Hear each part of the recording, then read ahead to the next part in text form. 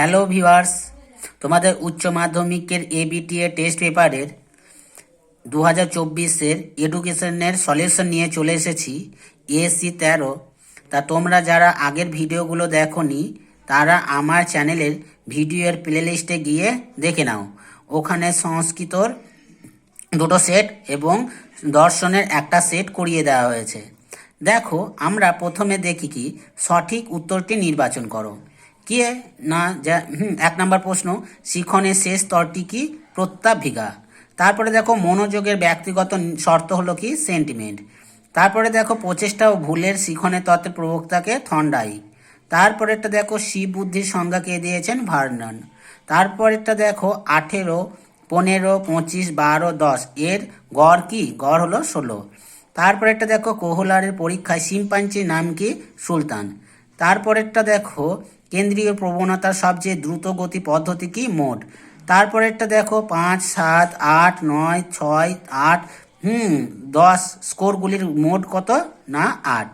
তারপরে দেখো, the nature of intelligence বইটি কার লেখা? থার্স্টনের।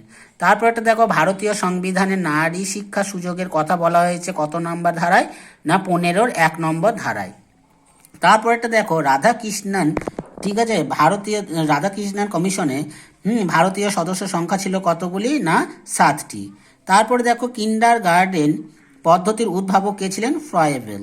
তারপরেটা দেখো, নবোদয় বিদ্যালয় গঠনের সুপারিশ করেন কে? না জাতীয় শিক্ষানীতি।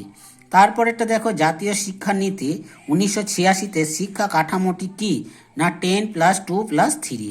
তারপরেরটা এক্সবিটা দেখো, সরকারি চাকরি সংক্রান্ত সমসুযোগের কথা বলা হয়েছে 16 নম্বর ধারায়।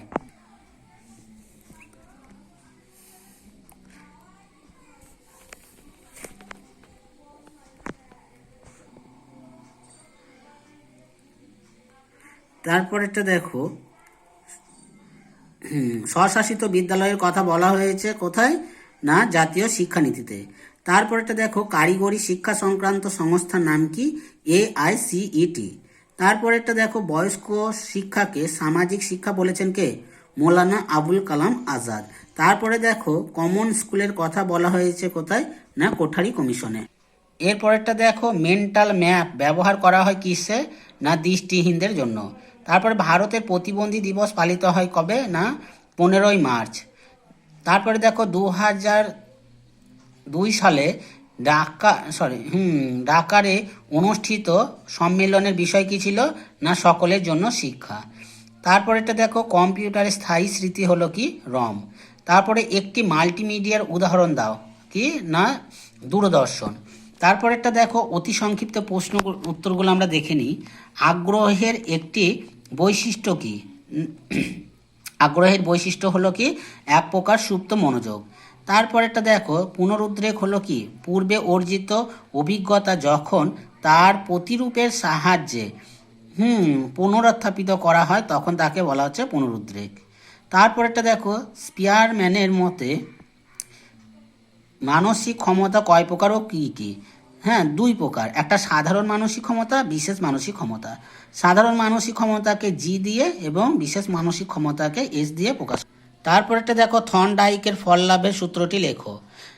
কি বলছি?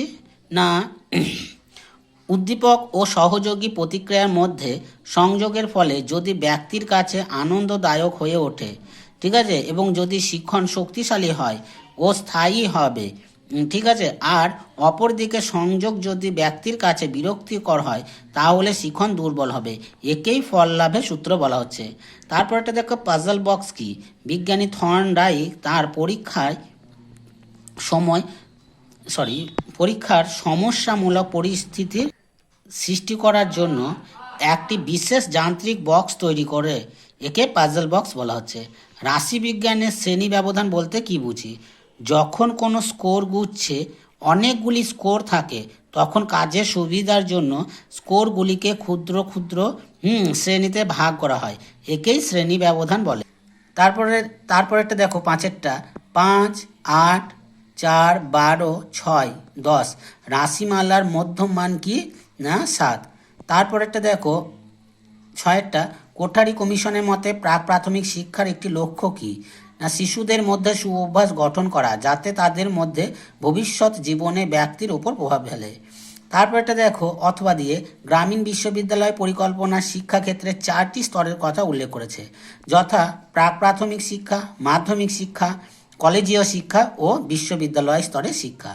তারপরে দেখো ও সঠিক উত্তরটা কি হবে, তারপরে সাথে সঠিক উত্তর হবে শ্রীমতী দুর্গা দাস দেশমুখের নেতৃত্বে জাতীয় নারী শিক্ষা পরিষদ গঠনের কথা বলা হয়েছে। তারপর একটা দেখো PAO এর সম্পূর্ণ নাম কি, প্রোগ্রাম অফ অ্যাকশন। ঠিক আছে, এটা কি না রামমূর্তি কমিটি এবং জনার্দন কমিটি 1992 সালে প্রদত্ত রিপোর্টের ভিত্তিতে 1986 সালের জাতীয় শিক্ষানীতিতে কিছু বদল আনা হয়। একেই PAO বা প্রোগ্রাম অফ অ্যাকশন বলা হচ্ছে। তারপর এটা দেখো মাধ্যমিক শিক্ষা কমিশনের অপর নাম কি, এটা হচ্ছে কি মুদালিয়ার কমিশন। তারপরে দেখো স্কুল জোট কি, কোঠারি কমিশনে বিদ্যালয় গুচ্ছের কথা বলা হয়েছে। এতে বলা হয়েছে 3টি অথবা 4টি বিদ্যালয় এবং 10 থেকে 20টি নিম্ন প্রাথমিক বিদ্যালয়কে একসঙ্গে নিয়ে বিদ্যালয় গুচ্ছ তৈরি করা হবে।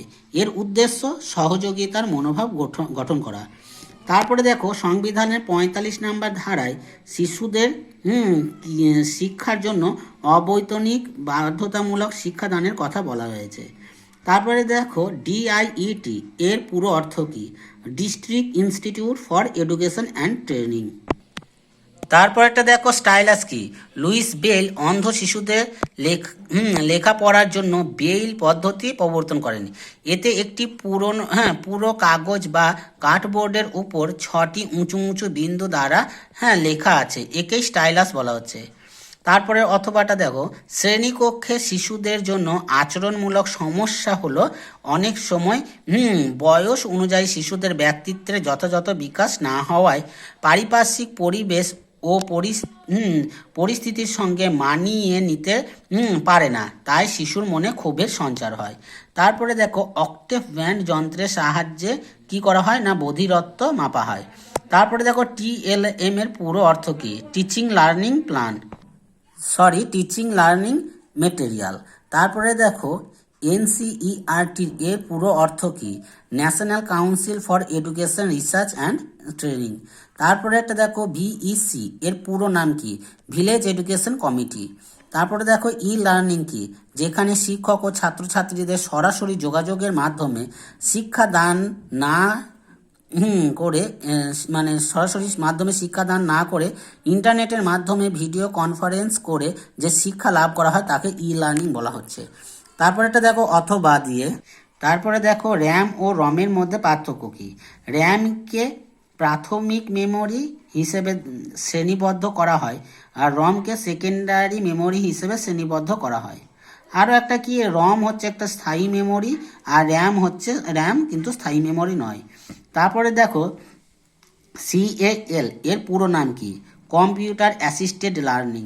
অথবা দেখো OHP এর পুরো নাম কি, ওভারহেডেড প্রজেক্ট। তোমরা তোমাদের বন্ধুদের মধ্যে শেয়ার করো যাতে তারাও উপকৃত হতে পারে। আর এই চ্যানেলে তোমরা জানো যে তোমাদের উচ্চ মাধ্যমিকের 3টে বিষয়ে সাজেশন দেওয়া হয়ে গিয়েছে। যদি সাজেশনগুলো না দেখে থাকো তাহলে দেখে নাও। Thank you for watching.